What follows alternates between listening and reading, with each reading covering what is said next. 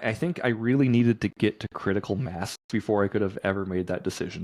Yeah. Like, my pride was like, nope, I want to be the one to do it. And now I'm just like, how much more can I give people?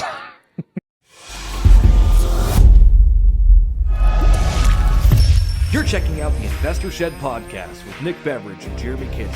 They're on the path to financial freedom, and they're taking their community with them. Stay tuned for the best free real estate investing advice on the internet.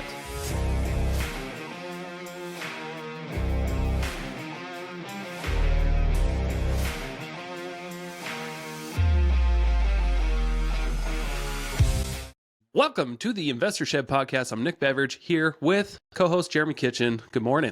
I bid you adieu. How are we doing? Oh, I know ado. Yeah, I bid you do without further ado. Without further ado, doo-doo. Uh-huh. So speaking of doo-doo on this episode, Nick and I are going to be... shooting the shizzle. Oh, we're shooting the shizzle for shizzle. I love it. And hopefully you guys can stomach some of it. I mean, we are going to also talk about real estate. We're talking about our predictions of what's going to happen the rest of the year. Yep, going to little business ventures about what we're doing going forward. I thought it was a really good episode, Nick. We talked about your business and how you've recently played the leverage game, and it's working out for you. Yeah. So stay tuned for that. And then at the end, we give you a little surprise Tony Robbins impression. Yeah, we're not going to do it right that time. You have to get it later. You can judge my Tony Robbins later. Yeah. But yeah, this is a great episode, Nick. But for any great episode, of course, people need to be indulging in the finest meals in the land. What do you recommend people have for their cuisine today? I would say banana burgers. Banana burgers. Is that a thing? Yeah, it could be. Okay. I know you chop up bananas, you put it in a bun, you ketchup and mustard and all that stuff. You eat banana burgers. Okay, so everyone's doing it. Hold on. So what you're talking about is taking an actual banana and making it your meat patty. Yes. Oh, let's go try this. Okay, stores. Let's open stores. 2 locations: Post Falls and Coeur d'Alene. Banana burgers, and that's all we serve. You could put peanut butter on a burger, and I think that's fantastic. But instead of having a meat burger and just smushing bananas. Fascinating. And then we can have burger shakes. I love it. And where it's like like meat in the shakes. There's already bacon shakes, but yeah, hamburger It's shake? the opposite restaurant. It's fun. Yeah. Come check us out. We're going to be open in 2025. Yep. Bananaburgers.com. All right, check out the episode. Thanks, everybody. Bye. I just spent the entire weekend moving my mom's stuff. And 2 full days with a 26-foot truck from U-Haul. And we got through about 1/4 of her shit. Yeah, wowie. Next time, hire professional movers. Why? Why don't I have to pay for it? You don't have to pay for anything. But what we do have to pay for today is shooting the shit. Oh, okay. Yeah. Transition real quick. Yeah, we're just transitioning right into it. You don't want to get into just shooting the shit. You want to talk about it first. No, you got to let people know you're going to be shooting the shit before you just go shooting the shit all willy-nilly, Dig. I'm so inexperienced at shooting the shit, I don't even know what to do with myself. Look, if I was going to go and I was going to hang out with you, I'm going to say, Nick, we're going to shoot the shit today. You have to preface to people that they're going to just be shooting the shit. We're going to be talking about investing. We're going to be talking about all sorts of business goals. Just bringing people value like we always do. So, Jeremy, how was your weekend? Man, the weekend was pretty great. Changes happening with Ginger Snap. I'll go into those in a little bit. But I was doing all my video work on Saturday, so I got all that all done. Hanging out with my family and my new baby. What kind of video work? Video work for clients. Oh, duh. Like listings? Yeah, listing video and stuff. So does that take longer than photos? It can. Okay. Yeah. Do you use AI tools or anything like that when you do your video edits? No. No? No, I should. Okay. Are there programs out there that can help you streamline that? That's a good question. I don't know. But I did hire an editor for photos. Right, because you found that on Ask Jeeves? AskJeeves.org.edu. Right? Yes. That's where you found the editor? I went to Yahoo search engine is what I did. Oh, good. And I said, what's the website where you can ask people things? And the guy's name is Jeeves, and it said, Ask Jeeves. And I'm like, oh, duh. So then I went to Google and I typed in Ask Jeeves. Right, that's what I would have done. Yeah, but then I first cross-referenced it on Bing just to make sure it was a valid website because I don't want to not use a valid website. Finally, we get to Ask Jeeves. Yeah, and Bing's the shit, by the way. Bing's great. Yeah. You get reward points, and you can get free Xbox games just by like searching on Bing. Yeah. I never personally search on Bing, but ChatGPT does for me. Okay. I always see it's like searching Bing. We're just going to search Bing. It's all the same thing, ladies and gentlemen.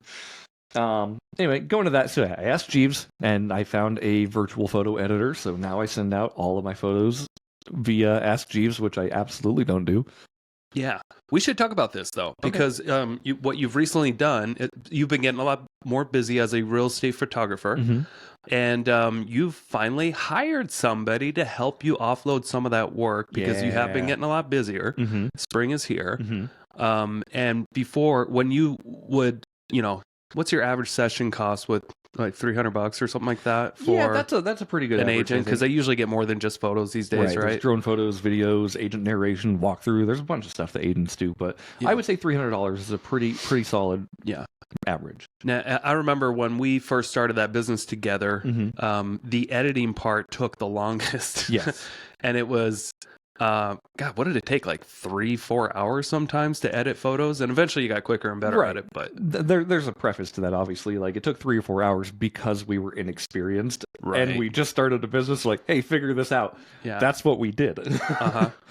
And still, it just depends on the house. Like, $1 million house is going to take a lot longer than a trailer with 15 photos. Yeah. Right. Why? Most of the time, you offer the same quality to every client? They go through the same process, absolutely. Okay. But there's, like, if you have one little tiny window in a trailer versus 15 windows in a big mansion, like, you have to pull in all the windows, you have to color. That's right. Yeah. Every window in a shot, you have to do some creative things to it. So what are you doing? Are you photoshopping the outside, or what is a window pool? So my process for photos, it's kind of a 4-step process. It's called a bracketed photo at first. Bracket is an overexposed, a regular exposed, and an underexposed. And I take those 3, and those are going to be my baseline for my original photo. And then I pop in what's called a light photo. So I take my flash, I shoot it right at the screen, or I shoot it right at what I'm looking at. And I, move it around to make sure I'm getting all my shadows. You have a physical big flash with you, right? Yep. Yeah. Like a big old light that I carry with me that clicks when I push the trigger. And that allows me to, I've set my exposures right so I can see the outside, and it allows me to balance my color easier because everything's going to be balanced off of the color coming from my flash rather than the shitty colors coming from your house. Ooh. Okay. It's just a better way to get better photos. And now, so I used to take all 4 of those images and blend them together. Now I send them all to an editor for 80 cents a photo. Okay. Yeah. How long did it take you to edit one photo? You can get really good at it. Like, I can do a photo in a minute and a half. Okay. If I'm like really on the ball. A minute and a half. And then how many photos are an average session? 30 to 40. 30 to 40. Okay. So, I mean, so you're still 2 hours maybe. Yeah. Yeah. There's still a lot of time. And then to set everything up and export, import. Yeah. And right now I'm still like working on new systems on how to make it more streamlined, because sending to the editors, it's a big batch job. So if I'm sending them, 10 gigabytes of photos, I have to upload all this stuff. I have to be like, okay, how many am I paying for? Yep. Do you use AirDrop for this? No, I wish I could. You can't just AirDrop somebody. You'd have to have an Apple camera. The editor would have to be within AirDrop range to me, and I think they're in the Philippines. Oh, right. No, sorry, that's not what I meant. I meant to get the photos onto your computer. Oh. Yeah, I just download them from Google Drive. Oh, right on. Yeah, right on. Anyway, 80 cents a photo. So every photo session, if I'm doing 20 to 30 photos, it's anywhere between like 18 and 21 bucks typically. Okay. Really good flow. A couple hours of work. Yep.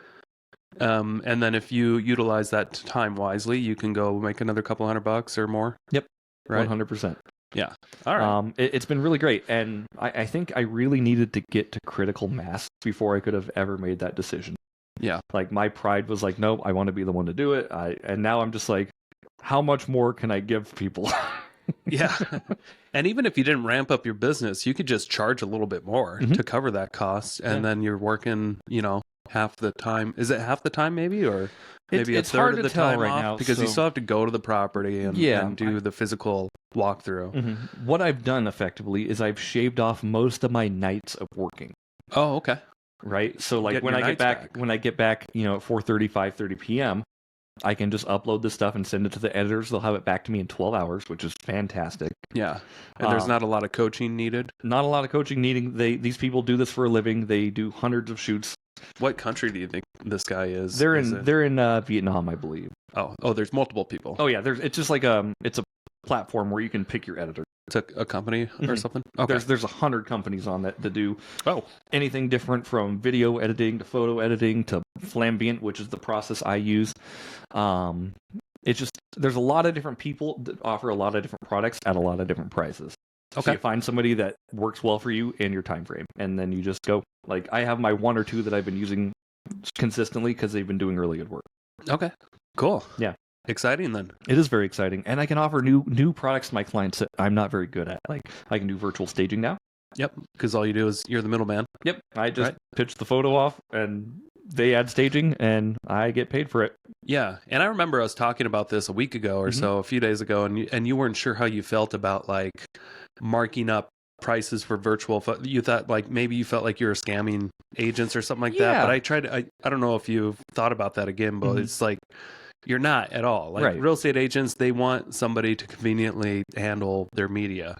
Most, not all, but like there's a lot of real estate agents out there that can barely figure out how to upload photos.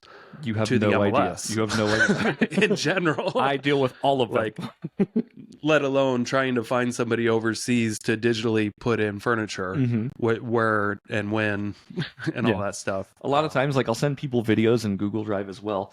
I get an email within a couple hours like, hey, this won't go on YouTube. How do I put it on YouTube? Or how do I make the link on YouTube? I'm like, well, you have to put it on YouTube. I'm happy to do that for you. But typically, a lot of my agents like having that physical file so they can put it on their Facebook, Instagram, TikTok. Oh, yeah. Yeah, how do you do it? Like, I know how you do it with us, but like with most people, do you have to put it on your own YouTube channel and then you just share a link with some of these people that just aren't savvy enough to get it on the internet? I try to simplify it as much as possible, Nick. I start it in Google Drive with my videos. Everything else goes through my ViewShoot with the photos. But videos, I put in Google Drive and I say, if you need me to host it so you can have a YouTube link, let me know. And I just try to get that out there as soon as I can. Okay. That way somebody's like, yeah, I need help with this. I just throw it on my channel real quick and be like, here's your link. And about how many people need help with that? Half. Yeah. Okay. That's about what I expected. Yeah. And again, like I want to make sure I'm delivering a physical file to you, or a digital file, I suppose. Yeah. And not just a YouTube link. So I'm like, here's your Google Drive link, and if you need me to upload it, let me know. Also, if it's just a good video I did, I'm probably going to put it up on my channel anyway. Okay, gotcha. Yeah. So you were burning the candle at both ends. Yeah. I heard you say something earlier though that kind of tweaked my ear a little bit because I've gone through this, leveraging, bringing on more people to help with easing things up. What I wish I would have done though is like maybe not taking on too much more work. Right. Get that extra free time to like get your bearings straight and make sure you got your admin stuff in check. Just some advice based off what I've been through, but like when I've hired people in the past to like free up my time, you should just go do more shit, but like there's still all these little pieces in my business that I still needed to fix. Oh yeah, 100%. And if you can free up some time to maybe fix the holes in your business first before you go out and bring more in, that's something I learned that I'm going to try to do better at. Right.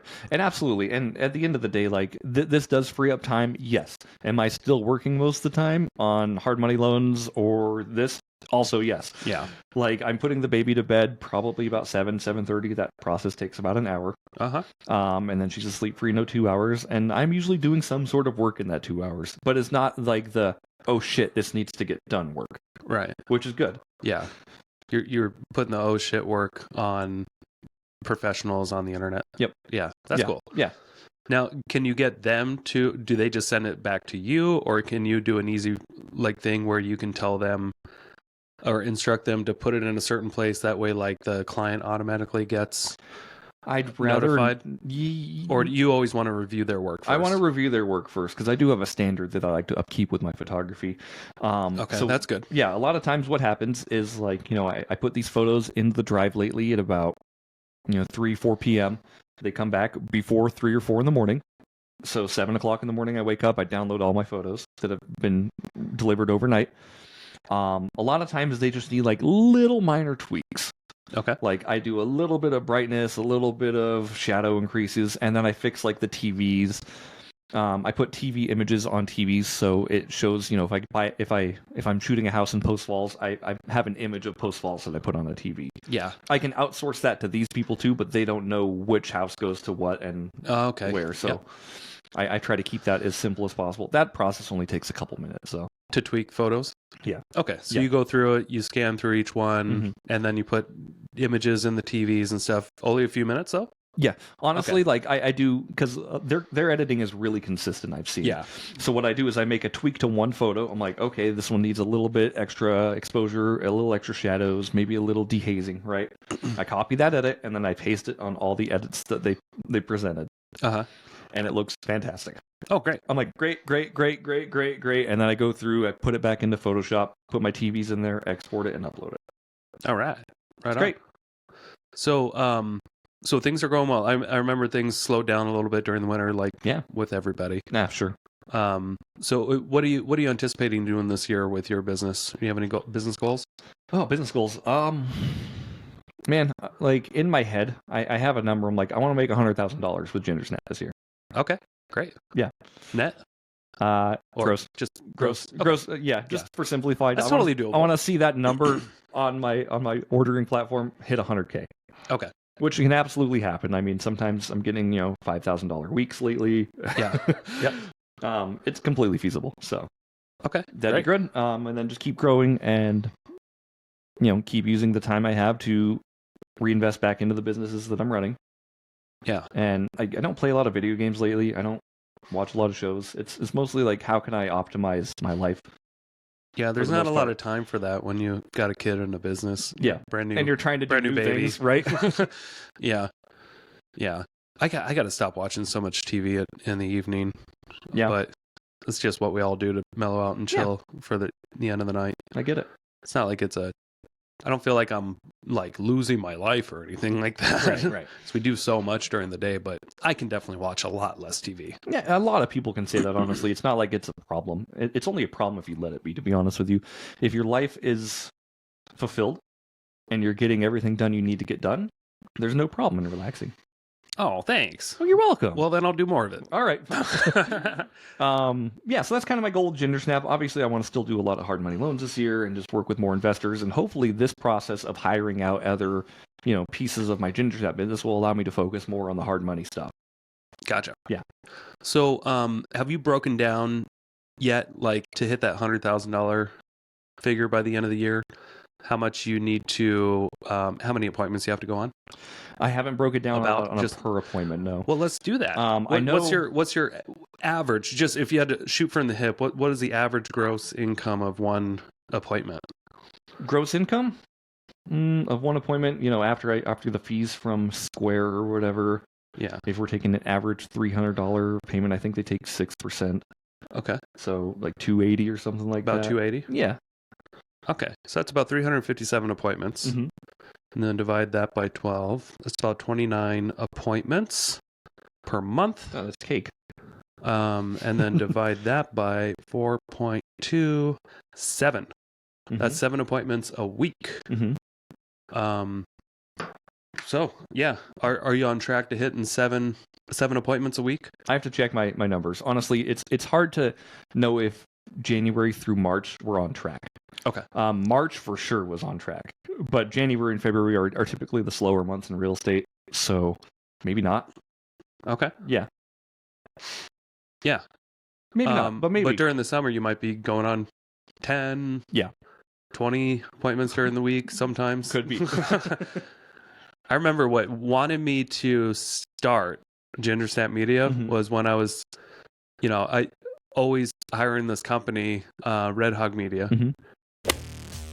Hey, quick commercial break here. Thank you so much for listening to this podcast. I really do appreciate it. If you want to give back, let me help you buy a house, or I can help you sell a house. It's the only way I make money when I'm not investing in real estate. I don't make money on this podcast or the events I do, but I do make money only when I help people buy and sell houses. So if you're looking for your next investment and you're here in North Idaho, I want to help you personally. If you are not in North Idaho, I can still help you out. I have a vast network of referral partners all across the country in Keller Williams Realty, and I can find the right real estate investor savvy agent for you so you don't have to. It doesn't cost you a thing. Thank you for your support. Back to the show. The owners would always meet me there, and I was always curious about it because I remember the owner, was Laura or Lauren? I can't remember. Anyway, really nice lady. Yeah. She used to work in our office, and then she started doing this, and I'm like, oh, cool. Was she an agent? No, she was an agent coordinator. Okay, gotcha. And then her husband worked at one of the title companies. Okay. But I remember she seemed to be one of the only like consistent real estate photographers when she decided to quit and do her own thing. And photos looked amazing, and she was only at first charging like $100 a session. It was a different time back then. Yeah, and then eventually she charged like $150 and that kind of stuff, which was still totally worth it. Yeah. But I remember before I brought the idea to you, she told me that they were, they had a couple employees and they were going at about 10 appointments a day. Wow. And I was like, wow, that's a lot. And I started doing the math. And I'm like, you guys are making like $30,000 a month? Yeah. Like, holy crap. And it only took you like 2-3 years to get there. I'm like, I want to build something like that. Yeah. And that's what I was thinking in my head, something like that. And then they moved to Arizona. Yep. And then they still kept they still got had a business couple up of here for sure. employees. And I remember the quality went down quite a bit. And I was like, this could be a good opportunity because real estate was picking up like crazy. And I remember at the time, more and more real estate agents started hiring out the photography because just a couple of years prior to that, almost everybody was using their cell phones for photos. But like you had to try to always stand out. Like professional photography always looked way better on a listing. But it was so common just a few years ago for people not to get professional photography and people to just use their cell phones. Yeah. Because there are still agents that still do that, which drives me mental. But these, I mean, we're talking, $200, $300, $400, $500,000 properties that people are using their cell phones to get photos. Right. And I felt like they can do sellers so much of a better justice. Just like, got to make it look great online. And that's what brings in the buyers. Yep. So anyway, I just thought, hey, maybe Jeremy can help me start a new business because I didn't want the quality to go to shit. Right. Just because the owners moved out of town. And I'm like, I remember $30,000 a month. They built that in a couple of years. Sure. A lot harder than I thought. It's weird that when you was don't their have a only network and you haven't ever done this before. Yeah.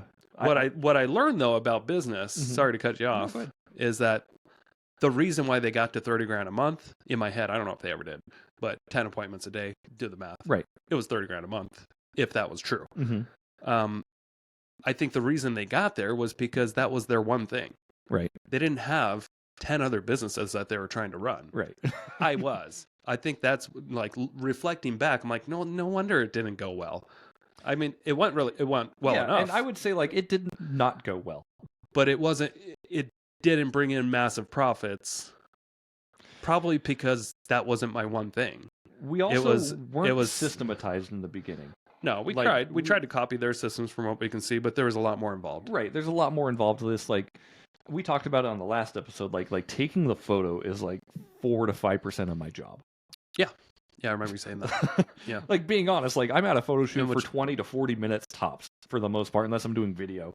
But it's 20 to 30 minutes just to shoot a house. Yeah.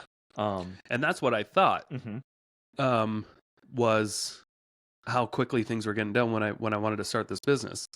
Because I remember they would come in, they would take 15 minutes to shoot a house and they'd be out of there. Yeah. Be like, of course you can fit 10 of these in a day. Yeah, you can stockpile these. I didn't realize that there's still another 80% of work that had to be done. Yes. Which I didn't realize they were probably up till midnight every night. Just editing photos because they were doing everything in-house. Or they did were they doing it all in-house? I don't know. Okay. They could have been hired. Yes, they were, because I remember interviewing one of the ladies that worked for them, and they were spending a half hour to a couple hours editing stuff. They did it all in-house. That's what she told me, and this was years ago. Sure. Could be. I could be wrong. Should have been the liar, liar, pants on fire. I mean, this was 5 years ago. Right. So who knows? Yeah. And whether you're in-house or not, I don't think it really matters. I think what matters is the level of service you're providing. Yeah. And again, me outsourcing a little piece of my work allows me to honestly be more effective in most places in my business. Yeah. Yeah. So I'm better at communicating when I'm not like, oh shit, if I answer this phone call, it's going to ruin my flow. I've got 200 photos to edit a night. Yeah. Plus videos. Like, I'm like, well, that call's just got to go. Totally. Yeah. I've got deadlines I've got to hit, but it's all good. Yeah. So go ahead. No, go ahead. Oh, I was going to say, so let's talk about your business. I know, like, with my change with Ginger Snap, I think that's really cool, and we're just obviously shooting the shit today. We're shooting the shit. We're shooting the shit. We have no hard topics today. Yeah. Thank you all for joining us, by the way. We really appreciate you being here. What's been going new with you, Nick? What's the new gossip in your life? The new gossip. Well, I mean, I've had more challenges. Mm-hmm. But I felt like I've built up a thick enough skin where it doesn't really faze me anymore. Yeah. I've had 3 lingering projects that should have closed a while ago. Mm-hmm. I'm still bleeding myself dry every month, racking up $15,000 on a credit card every month. Yikes.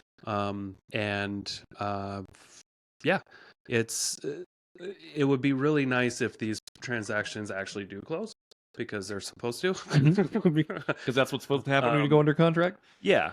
So, I mean, and then, as I hinted on the last episode too, most of our real estate team left us too. Mm-hmm. Yeah. So that's been another challenge to just try to overcome, overcoming the rejection. And most of this is a mental game, it seems like. Yeah.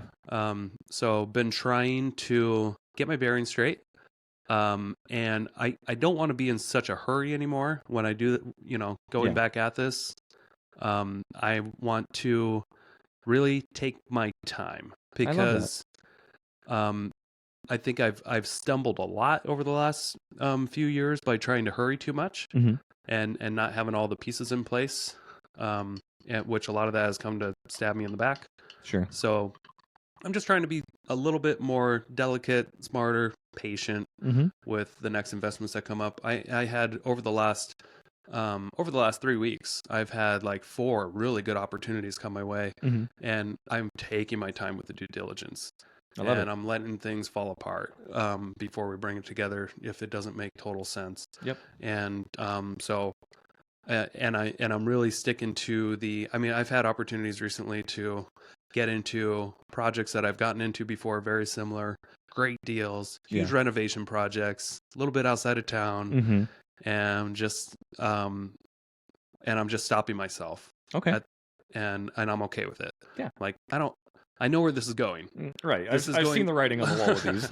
This is going to be good in general, but like not where I want to go this year. Because I told myself, I made myself a promise about 6-8 months ago, mm-hmm. that I would not this year get into any big construction projects. Okay. And I feel like a lot, and I just want to stick to that. Like, I know that's a stupid goal. Don't do stuff. It's harder than it seems, actually, sometimes. and that may sound like a ridiculous business goal. Don't do stuff. Mm-hmm. But that's been my goal this year, is just to slow down. Okay. And get paperwork done right. Mm-hmm. Get everything that I've been pushing to the side for years straightened out, mm-hmm. with taxes and paperwork in my office, right? Yeah. Our business, our real estate sales business, we're plugging in things that we should have years ago, like using Eventbrite and things like this. And like now we're actually using Google Ads, mm-hmm. And pushing out our conference that we're doing in the fall. Okay. And Ryan, who was one of our guests a couple weeks ago, mm-hmm. he helped us. He helped our real estate team implement some Google Ads, which is just getting us some pretty crazy good numbers on YouTube and stuff. That's awesome. On a few of our videos. So I love it. I just I want to slow down and just fix what I have that I know is good. Mm-hmm. I think that's a really good idea, Nick. Yeah. So for those that don't know me, they're probably confused as hell what I'm talking about. Well, if you're starting in the middle of season 3 of the Investor Shed, you should probably know. Season 3, episode 1, was it 1 or 2? I can't remember. When you did the Rise and Fall of Nick Beveridge? Yeah, Rising from the Ashes or something like that. I think that was episode 1 or 2. You're right. Yeah. I kind of go into depth of what happened with my business over the last few years. Mm-hmm. But yeah, so we're selling a rental. We have that we thought was going well for the last year. And then we dug into the numbers because we haven't had time to like really keep track of everything. Yeah. And like, that's another thing too. I need to keep good P&Ls. I always preach it, but then I don't do it. Right. I try to have my systems do it or QuickBooks or something like that, but then you still have to go and look. You still got to do the thing. Yeah. You still actually have to like look at your statements that you get from your property manager and be like, is this right? And because we had a rental that we thought was performing really well the last year or so, and it turns out it wasn't. Yeah. And like to my fault, and I guess like this is nobody's fault, but like it was just something that fell off the radar, and it wasn't even on my radar because again, I thought everything was going well with the rental. Yeah, the bank account wasn't negative. The bank account wasn't negative, and it was set up automatic withdrawals and automatic deposits. I also didn't have access to the bank account. Like in my head, I'm like, okay, but you always could have. I never took the step to be like, hey, get me on that bank account. I mean, I've asked you a couple times, and it kept getting. Oh, shut up. It's okay. No, but like again, like I'd ask, and then like life would happen, and life would happen for you too, and it's a-okay. I was just like, okay, there's obviously no fires to put out because Nick hasn't told me there's any fires, so I'm imagining that bank account is just growing and growing and growing, and I can't wait to see it when I actually get access. And then you're like, hey, can we start paying off some of our hard money loan a little bit? Yeah, probably. We've probably got like $10,000 or $15,000 in this account from rentals just from the last couple years. What's the account at? And I finally got to see it. It's kind of low. And it was at like $4,000, and I'm like, that's weird. Makes sense. We started at $10,000, and we've had a renter in here for 2 years, and we're negative $6,000. Yeah, what's happening? And I was like, well, maybe there's a deposit that's still pending or something like that. We look into it a bit deeper, and apparently, the property manager forgot to tell us that the tenant didn't quite have enough rent to pay consistently every month. Right. And there were some months where they would collect half, some months where they were just collecting a fraction. It was a $2,800 a month rental. And last year, they were short by $7,000 or something like that. Yeah, something like that. Yeah, it was over $7,000 when you added it all up for like the last year and a half. And they said that they were going to pay it all up by March when they got their tax incentive. Yep. And then who would have thought? Actually, the month before they did make an extra $1,000 payment. They were paying their full amount plus they made an extra $1,000, so they made like a $3,800 payment. Yeah. I'm like, oh, cool. They were back on track. And then the next month, nothing. Right. And we had to evict them. Right. They just decided to stop paying. It was because they were so far behind, and it was just, and they wanted to buy the property too. Just weren't anticipating that. They did leave before the formal eviction expensive part, which is good, and they didn't damage the house. Right. But we just decided together, we're like, probably a good time to sell. Yeah. Honestly, like we talked about, it was the best worst case scenario for that house. Yeah. Like it take into account if the property manager would have told us that the money wasn't coming in consistently, and if he would have told us on time, would we still have let these people live there in a rental? I would have been like, hey, well, I don't know, maybe because like you said, like Idaho's weird. Like they're making a payment, right? Yeah. So it's difficult in Idaho if they're paying the rent, even if they're not paying the full amount. From what I know, it's not black and white. You can't just evict somebody if they're paying their rent. Yeah, making even if they're behind. Right. I could be wrong about that. Sure. But that's what I've been told. I know it's more strict in Washington like that. It's less strict in Washington. Like you could just pay $1 for rent and you can't evict your tenant. Oh yeah. Oh yeah. Yuck. Yeah. Yucky kapooey is what I always say about Washington rentals. Yucky. But yeah, like I don't know if it would have changed my mind on anything, honestly. Like I don't think so either. I would have just these people like trying to make an effort. My gut would have been like, all right, have some empathy. Yep, and just let it ride. It just sucks learning that after the fact. Like, yes. Why are we? Oh, we're $7,000 behind, and there was no phone call. Yeah, I wasn't not one happy. Call. and there was some internal miscommunication. They thought they told us. Yeah, they didn't. Again, like whatever happened, and it's all good. But we're selling it. We're under contract. We're already through our inspection periods, and we're getting more for the house than we thought. Yeah. When the one we initially had it under contract for. And then before we had it as a rental, we had it under contract for like $400,000. Yeah. And now we're getting 4075. extra $7,500. So we're making up our rent. Oh yeah. We're making up our rent deficiency. Right. But so I think the loan amount on this one, just to kind of go into the numbers too, $280 is what our hard money loan is. Yeah. Right. If we're selling it for $400, obviously there's going to be fees and stuff associated with that. This has a potential to be a triple-digit flip. It has that potential. Mm-hmm. Well, I mean, the amount of money that we'll get from it. But remember, we had some cash into this with the rehab. Yeah. We bought it for $215-ish, and then we put 150 into it. Yeah, somewhere around there. And now we're selling it for $407. You guys do the math. Yeah, we're not going to. At least we're going to get paid back. They're like, wait, you're giving us a $30,000 spread to work with here. What are you talking about? Yeah, we're not going to do the math. We'll do the math eventually. See, and that's part of what I mean by like, I need to just slow down and actually go through all the paperwork and make sure I know things better. Yeah. And I'll make more informed, better decisions. Right. When I can just slow down and have a really good idea of where I am. Yeah. Because I don't even know where I am half the time. Right. I couldn't tell you where you're at either. There's so many balls in the air, and I'm just letting them. I'm catching the balls and I'm putting them on the shelves. Yeah. That's what I'm doing. I love it. And that's okay. Like you said, like what you're doing this year is you're learning patience and you're slowing down. I think it's an incredible skill to have, Nick. Yeah, it's hard for me. I bet. Yeah. You've been going gung-ho for a long time. Yeah, a decade. But then when the walls start crumbling down on this stuff, you're like, okay, I need to really zoom out and slow the hell down because it's harder than you think it is. Yeah. It's way harder. It's not undoable. No, or it's not. It's not undoable. It's just not what I thought it was. Right. Like being at a level where you have, 20-something people working for you, and you have a net worth of, you don't even know, but it was somewhere. I mean, I remember at the peak, I think I had a net worth of like $4 million. Yeah. And I thought, man, this is awesome. I had all these people working for me. I had this huge cushion. Everything's getting done. This safety net that was tied up in real estate that fluctuates in price. Weird. Yeah, exactly.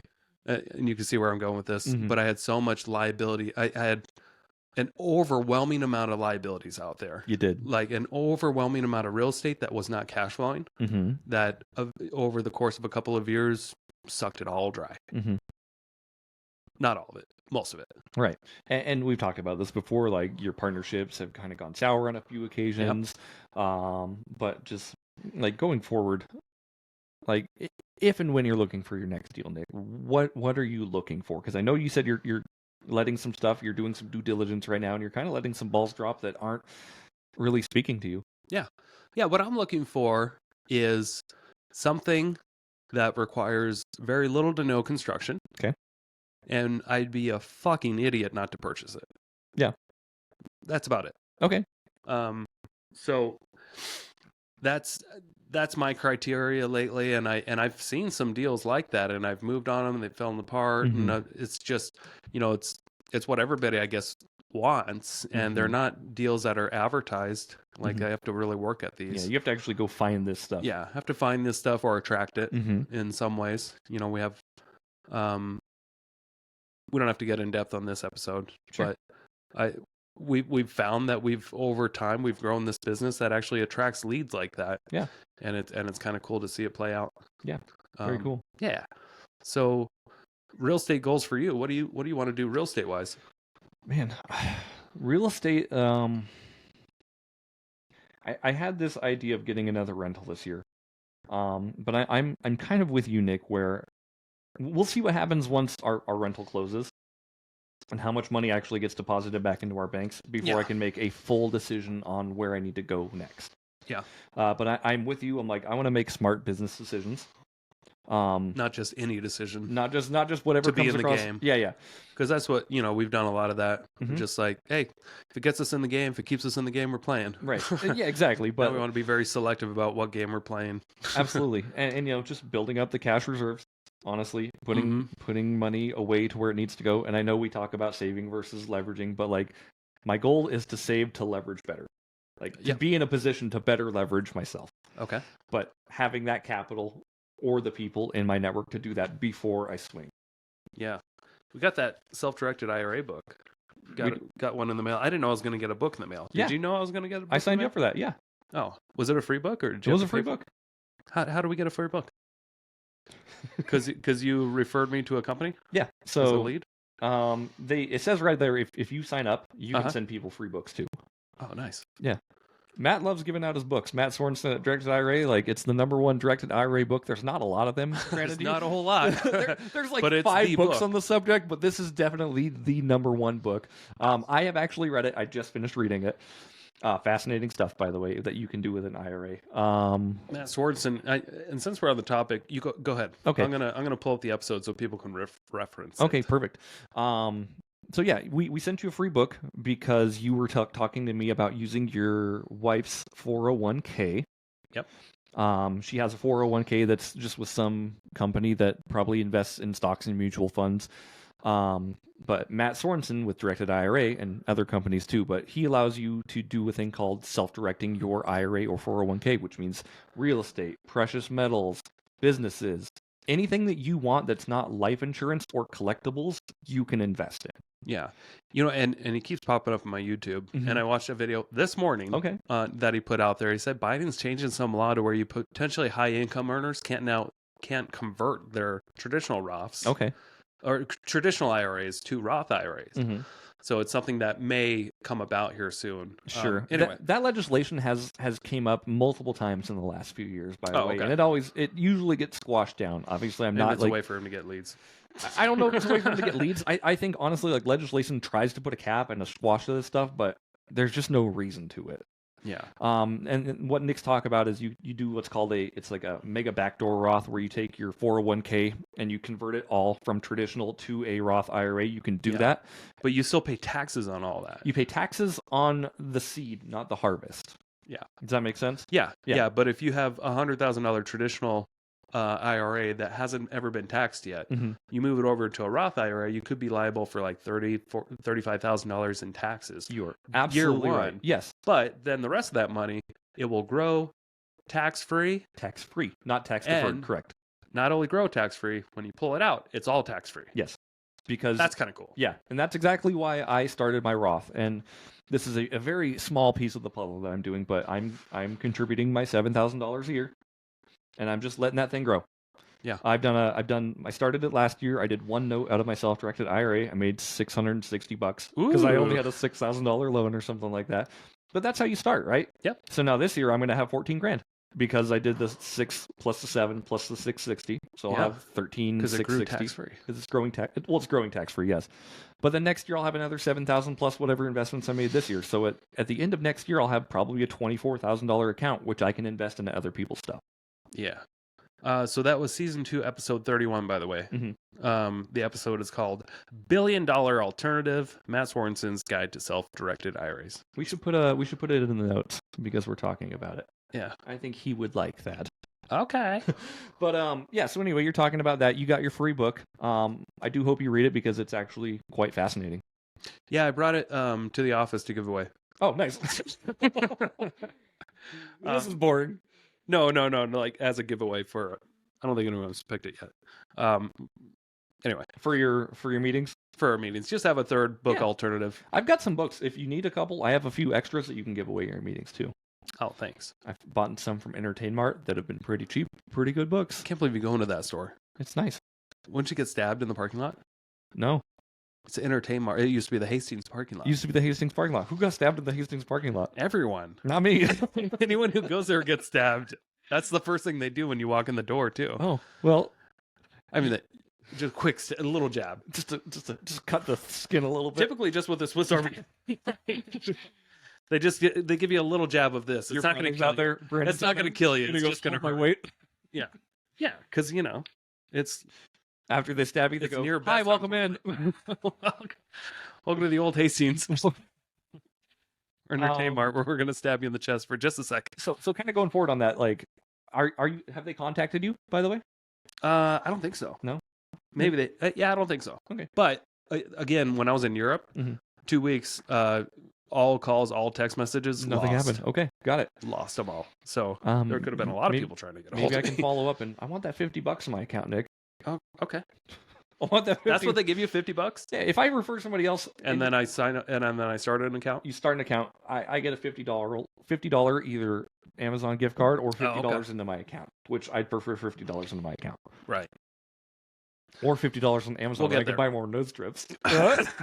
Yeah, dude, $50. You can buy like, 30 times 5?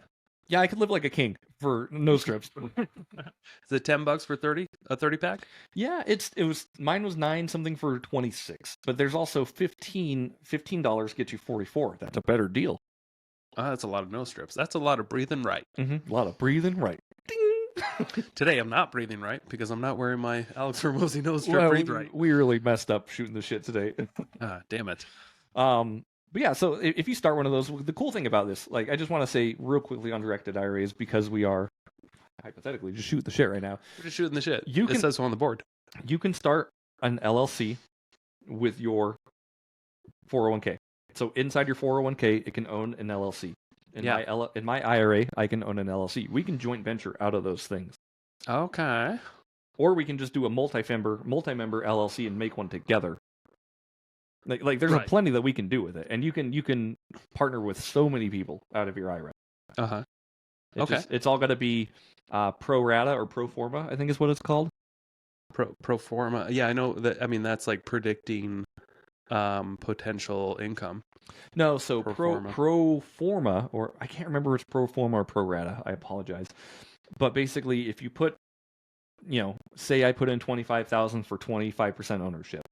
And you put in 75,000 for 75% ownership. Yeah. Anytime we have to make a decision going forward, I contribute 25%, you contribute 75%. So it has to be equal to our contributions. Like a loan, like all the lenders that give us hard money, and they have the IRAs in them. Yep. And they always own a percentage of the loan and stuff. Yep. That's cool. Yep. Math. Cool. It's pretty cool. It's just math, yo. Yep. And my loan actually that I have out on my IRA is closing hopefully soon. Dan Corbin is under contract. So how is it working with this company every time you do a transaction with somebody? Do they have to facilitate it? Yes and no. So here's the breakdown of this. Right now, I am operating directly out of my IRA. So I don't have an LLC in my IRA yet. So right now, anytime I need anything to happen, yes, I have to go back to the company. I have to get approval. I have to get the forms. I have to do all the stuff. I have to submit it directly through the company. Kind of a pain in the ass. And even Matt Sorensen will say, like, if you plan on doing deals, have your IRA get an LLC, and they can set it up for you too, which is nice. Okay. So they'll set it up exactly how you want it. So that way the IRA is investing in that LLC, and then the LLC does the operations. Correct. And then it's just so easy. So if and when, because this is going to be happening this year actually with me in my IRA, I'm going to spend, it's like $800 to set up an LLC directly in that with an attorney, having all of it done. Okay. And you just is there a time limit? Like, can you only have an investment in an LLC for so long? No. Could it just be in there for 10 years? Yep. Okay. It could be in there as long as until you retire, until you need to start taking distributions. Okay. Yeah. Then it needs to go back to the custodian or something? Yes. It gets, so if you put like a house in there, I think it gets weird with if you're trying to do depreciation and stuff like that. You'd have to set up an attorney call basically if you want some weird stuff. But IRA owns an LLC. Now my LLC, basically, it just has an LLC bank account. I can do whatever I want. If I just want to wire somebody money, I can do that, even though I really need to start wiring people money through title. Right. Through title. Yeah. Yep. That's how I recommend doing it for sure. Through escrow, not title. Escrow, yeah. It needs to go through an escrow title company. Yeah. For any deal. Most title companies are escrow companies, but they're actually two separate things. They are. Yes. Good to know. But yes, if you have your LLC, you can invest in whatever you want. You still have to be aware of prohibited transactions. So you can't put fuel in your car with your LLC debit card. Yeah. Does that make sense? Totally. Yeah. Yep. Every cent still needs to be accounted for. So just don't be a dick and don't be an idiot with it. And it's you got to be know the rules. Know the rules, right? Yeah, because you could get stung. Mm-hmm. And then obviously I'll still be setting up my promissory notes when doing loans, and just doing a few different things out of it to try to make that account grow. Yeah. Do you have any predictions on what the real estate market and what's going to go on this year? I mean, we're mid 2024 by the time this comes out. Sure. I know we're in April right now, but I think this comes out in late May or June. Yeah. How do you think the rest of this year is going to play out? for investors? For investors, I think anyone who's creative and wants to get things done and has the resources to get it done is still going to be absolutely in a position to get that done. Yeah. I think the people that are striving for deals and the go-getters and the people who are, taking down deals left and right are going to continue doing so. I think people maybe like me who aren't actively in a lot of deals, I most of the time I'm looking for deals that come across my plate, like we were talking about earlier. Yeah. I don't think that strategy is going to be very viable for me unless people know who I am and what I'm doing. Okay. Right? Yeah. And that's where I'm like, hey, I've got money to lend out of my IRA. I lend money with my hard money, right? People need to know who I am in order to do business with me. Otherwise, they're just going to continue going about their own business, I think. Yeah. Totally. But I think it's still going to be a good market. Like real estate has proven time and time again that it's the most stable and most successful investment. It's been very resilient. It has over the last couple of years. Yeah. Mm-hmm. Mm-hmm. I know we went to the Conscious Investor meetup. I'd really like to look into buying businesses too. Uh-oh. You're not done with your business. I'm not done with my business. and again, this is something like shiny object syndrome. I have no intention of buying a business, Yeah. but I really like the idea of it. Oh, so do I. Yeah. Totally. Yeah. That's a problem I have. It's like new stuff. Yeah. Yeah. Put everything else on the back burner. Mm-hmm. Anyway, what kind of business, if you had your buffet to Mm-hmm. choose from, what type of business would you buy if you could? Interesting. If I had to buy a business, a car wash sounds nice. Okay. A property management business sounds nice. Uh-huh. But these are all just hypotheticals right now because I've done zero research on buying either of those and what that actually entails. Okay. I know when we were at that summit, they gave us resources. There's a website where you can go buy businesses. I thought that was really cool. Yeah. Just people to have their businesses up for sale. I'm like, I could spend $8,000 and buy a business. Probably a shitty business, but I can do it. For sure. Yeah. Again, it's not something that's going to happen this year unless I partner with people who are like, I'm buying this business. We're looking for capital. Yep. And then I can kind of really analyze the operator and analyze the business a little bit better. Okay. Cool. Yeah. So it's not exactly at the forefront of my mind. I wouldn't call it shiny object syndrome with that. Yeah. But it is something that I would like. Okay. To look at. As far as real estate goes, just stabilizing my house, stabilizing my emergency fund. Yeah. And then being able to shoot farther faster once I'm done. Sounds good. What about you? As far as if I had to pick a businesses or is the real estate market? Both. Well, let's talk about the real estate market. Mm-hmm. I feel like we're going to see more of the same. Okay. I think things might get kind of interesting and chaotic with a couple of things with realtors. Okay. I believe that there's going to be just a lot of weird chaos going on where maybe a lot will be getting out of the business because they'll have to actually start doing their jobs of meeting with buyers beforehand and getting them under contract, like a listing, before they go and work with them. And I think that's going to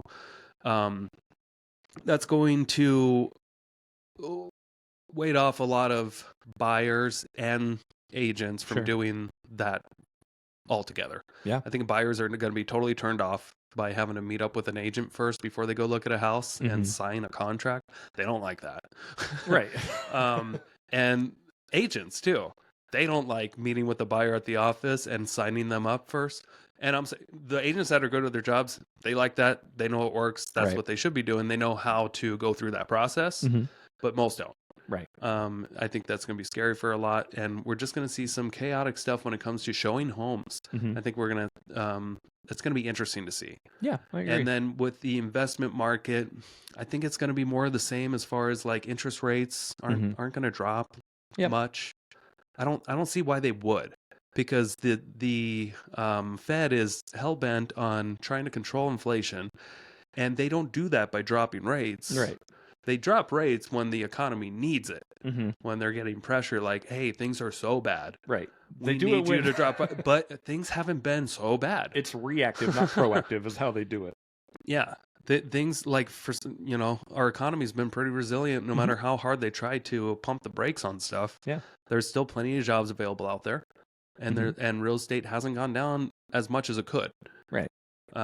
So if I had to guess, I would guess interest rates they keep saying that they're going to drop the rates, and I don't think they're going to. I think they're just going to kind of stay about where they are. Yeah. And there's going to be an exceptional few that can actually purchase real estate. Right. And can I piggyback off that Yeah, just for sure. a second? To anyone listening who's worried about interest rates, and if you're the only thing you're doing is before you're buying is like, are interest rates good? Are interest rates bad? You're doing yourself a disservice, I think. My philosophy is if you can buy and it makes sense for you and it's not going to put you in a negative impact way, buy real estate. Yeah, I agree. Don't worry about what the interest rate is doing. Factor it in, of course. But if you can make it happen, because the theory is that you can always refinance later, right? If you get 30-year fixed debt, that's awesome. Yeah, but you never want to buy a house assuming that the payment will go down someday. You don't want to assume, right? But because what's likely could easily happen is that the payment will go up a little bit because taxes will go up, insurance will go up. Your payment's always typically fixed, right? But you got to just got to make sure you know what you can afford to spend, right? Yeah, know your numbers, know your budget. Nobody knows it better than you. If not, hire somebody who will tell you what you can afford. But again, just like I said, piggybacking off that, just if you can buy and it makes sense to buy and you feel inclined to, you should. Yeah. If it's too expensive for you, figure out a way to get into the market. If you plan on buying real estate. If you don't plan on doing that, then this advice is irrelevant. True that. Sorry to cut you off, but yeah. No, it's okay. Yeah. So I don't have a lot of big market predictions other than I expect some sort of chaos with how realtors work and how that's going to affect buyers. And then I expect more of the same when it comes to investments. Sure. In general, meaning interest rates and pricing, I think is going to be relatively stable. It feels because I just don't see anything showing like real hard evidence when you look at all the data and listen to the experts, the true experts. I just don't see a lot of huge varying in pricing. Right. Yeah, like you said, it's been pretty stable lately. Yeah. The one thing I would look out for, though, is that uncertainty with realtors and buyers. Like, that could maybe potentially impact the market.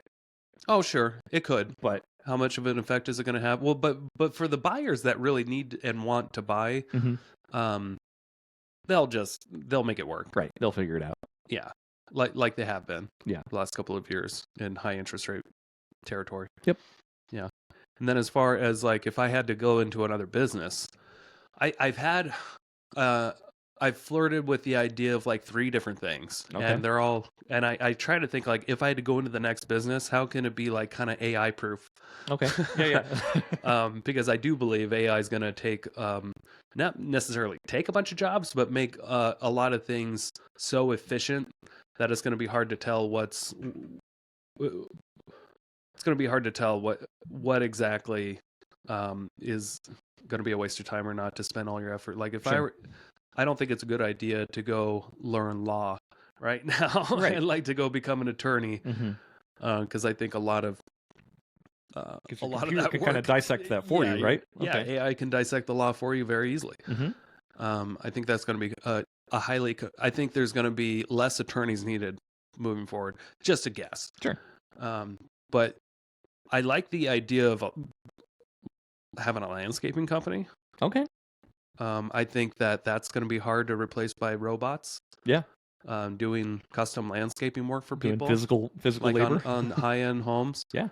I like the idea of having some sort of a family fun park, like a trampoline park or something like that in Coeur d'Alene. Nice. But I feel like there's not enough of that. You had your bouncing business a couple years ago. Yeah, different. Something indoors where people can come to. Yeah. Like Triple Play. Okay. Triple Play is always packed. It is. And more than half the people are coming from Washington. Weird. But I think young families there should be other options. Sure. Like a trampoline park in Coeur d'Alene would be kind of cool. Yeah, there's one. Oh, is there? Yeah. Where at? It's up there on Dalton. A trampoline? No, I apologize. That's like a big bouncy house place. That's a bouncy house. Jump for Joy is what I'm thinking of. But like an actual trampoline park. I think that'd do pretty well. That'd be hard to replace by AI. Yeah. I mean, VR can do it. Yeah, maybe. And then Alex Hormozy said, because I take everything that he says to heart. Yeah.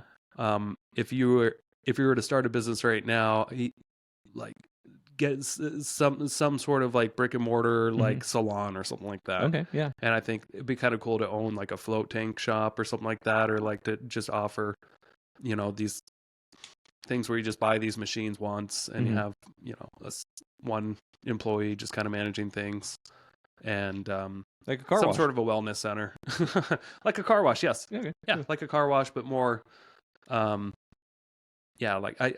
something that I actually like a float tank, or something like that. The reason why I thought car washes, by the way, is because like it feels like every month up here there's a new metro car wash. Yeah, so that's your competition. Yeah. So, and again, maybe not up here would be my target market, but like I'm like, okay, we've seriously got like 5 or 6 metros. It feels like in the Post Falls Coeur d'Alene area right now. Yep. And I'm like, there's obviously a need for dumb people to get their car washed. Yeah, I would be cautious though, because like I remember working at Squeaky's Car Wash when I was a teenager, and I remember the owner telling me, because I was always asking questions. Sure. He told me that it would to operate for one car to go through, it cost him roughly $3. Sure. In soap and employees and water and all that stuff. He had it like figured out to a science, and they were charging like about $5 or so at the time for a car wash. Yeah. And that always stuck with me, and I'm just like, wow, probably not a lot of margin in the car wash industry. Yeah, but if you it's have volume on that one. Yeah, right? but what if you have slow days? Then you lose money, or it just doesn't seem like enough margin there. What if the car wash breaks? Sure. And then you have to replace $100,000 piece of equipment. I mean, that just seems. I get where you're coming more risky for me. Yeah, I would rather have the big piece of instead of relying on this $100,000 piece of equipment or $200,000 piece of equipment. Maybe more relying on a $3,000 piece of equipment and having the same kind of margins. I get what you're saying there like for that. Sure. Just your questions on the scale though. Like, what if this machine breaks? Like in real estate, things break all the time. Like, what if this stuff breaks? You just fix it and move on. Yeah. But it's like there's so many businesses that operate on such a low margin. Yeah. Like restaurants and stuff, they usually like make 1%. Wow. Yeah. That's like an average 1 or 2%, something like crazy like that. It's wild. And there's so many restaurants that you wonder why they always go out of business, even if they seem packed, and they barely pay their employees, and they still can't. Right. Keep the doors employees open. Are paid with tips for the most part. It's a lot of work. So it is. Just yeah. Yeah. So yeah, I mean, just like with anything though, like I said, if things break and it's part of the game, you just have to plan for these breaks. And again, I haven't looked at like a car wash as like a business model. I just see in my head, I'm like, these things are popping up everywhere. There must be a need. That's as far as I've dived into it. Yeah, you're right. But I get my car wash here and there. Yeah. And you're on a metro. Are you on a metro plan? No, I don't use Metro. Okay. The owner of our office also owns Hippo Car Wash. Oh, cool. Okay. One of the owners. Cool. And so I would never use any other car wash now because Nice. even though we've never spoken about it, Mike, I have loyalty to KW, including You're welcome, who Mike. owns businesses Yeah. that are also own part of the building. Mike's not listening to this. I'm for sure 100% sure of that. But thank you for the Hippo Car Wash. Mike Trickle. Yeah. Mike Trickle, everyone. He's also a realtor. Yeah. Little piece of the KW office. Yeah. Well, cool. Let's kind of wrap the shooting the shiz thing up, Nick. Before we do the what are you reading right now? Are you doing any kind of extracurricular activities to further engage your education? No. So I finished the books for now. I'm not reading a book, but I'm listening to a few off and on. Yeah. I'm re-listening to the Elon Musk book. Okay. Again, I really enjoyed that one. The one by Isaac. Yeah. Whatever. Something Watson or something. Yeah. Or Isaac something. Yeah. With the W, I think. Yeah. So how about you?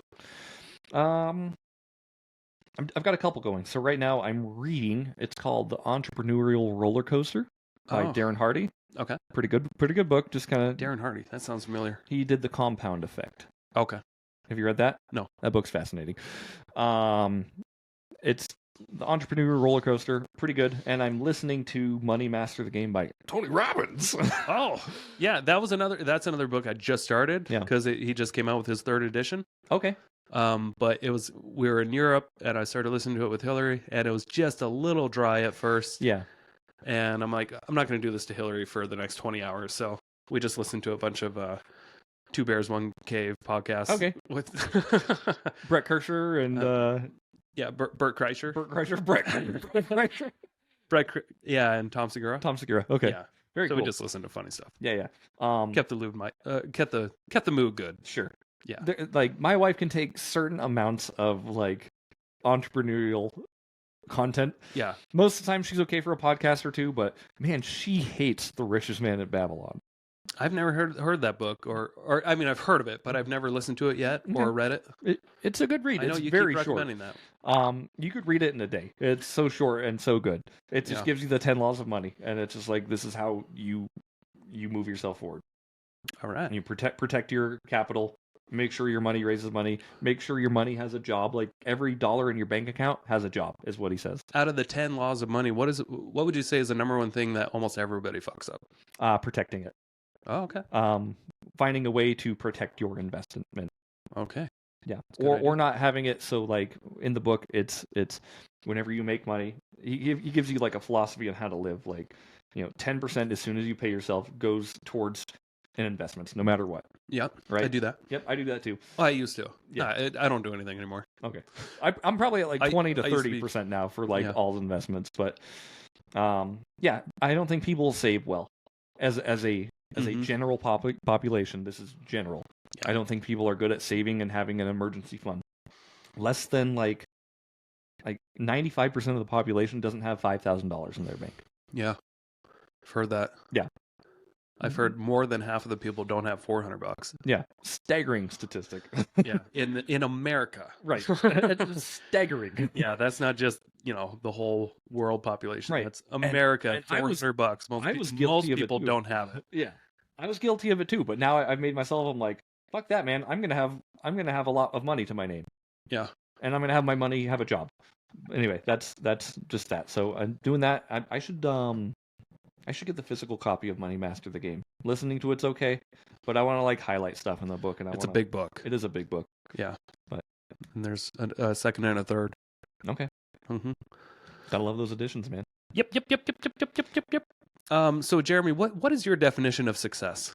Is that one of our questions? That is one of our questions. What is your definition of success? How do you define success? How do you define success? I think success comes at a personal level. To be honest with you, like, to me, it's not monetary.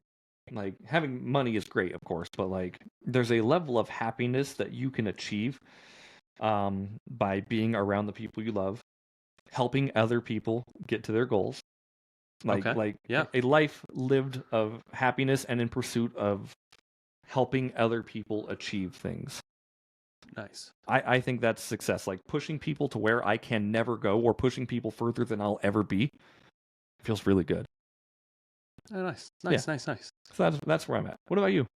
I thought about this a lot, Mm-hmm. and I feel like my definition of success is always changing. The way I define it.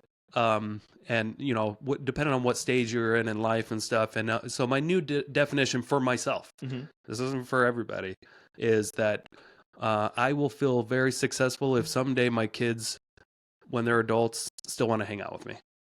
That's really great. Yeah. That's it. I love it. We could all work on that for sure. Let's wrap this thing up. So I do want to say thank you everybody for listening and checking out this episode where Nick and I shoot the shit. We shooted the shit. We did. We really did the shitter did. We shooted the shizzle.